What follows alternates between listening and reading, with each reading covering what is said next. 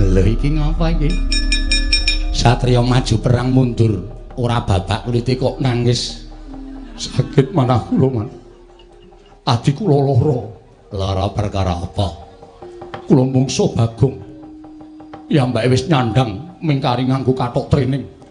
Ucul klambi digubeti nganggo tampar plastik. Sajake ketok nek wani kali kula jotosi nggih ndhae kula jotosi nggih dodo. Kula ken males niku mboten males, cengengas-cengenges niku. Kula antemi kaya ora ngrasake. Kula jotosi kaya ora ngrasake. Lah terus kok kowe nangis. Ngenten iki Man, kula antem niku dhewek malah ngenten iki mandeg mripat kula karo ngenten iki. Kali sikile tuprok-tuprok. Terus cangkeme ngenten iki Man.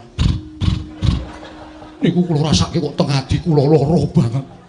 Lara banget rasane. Alah. Satama. Ditabah-tabahke ya nggih. Dipun tabah-tabahaken kados pundi? Bagong ngerti lelakonmu wong Bagong ki ya tuwa tenan. Inggih. Bagong ngono kuwi ngandhake nek kowe iki ora nesu lho. Mboten. Kowe iki anak jaran. Sampeyan pun sembrono. Ibu kula niku widodari. Heeh, ning keleke papat. Lho keleke papat pripun? Wujude jaran. Mula Bagong ngerti mergo Bagong kuwi ngerti sejarahmu. Bagong ngono kuwi ora kok piye-piye ning ngece kowe mula atimu lara. Kuwi mergo dheweke ngonekke nek mbokmu iki jaran. Mang, sampeyan pun sembrono. Bapak kula niku pendhita, ibu kula niku widodari. Widodari ning wujude jaran. Lho. Jare ibu widodari. Heeh, ning sok nggo balapan. Wah. Napa tenan apa Man? Wedomongi kok ora gugu. Wah, ya sak ngisoring dramakan pakatine Kanjeng Rama.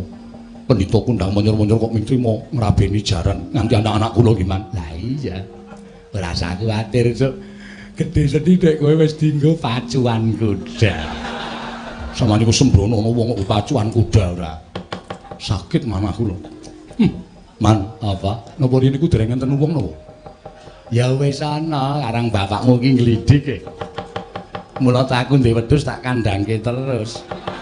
Mendak patutan ro bapakmu. Wah, sampeyan iku ngoyo wara senane. Omong kok sak pinake dhewe.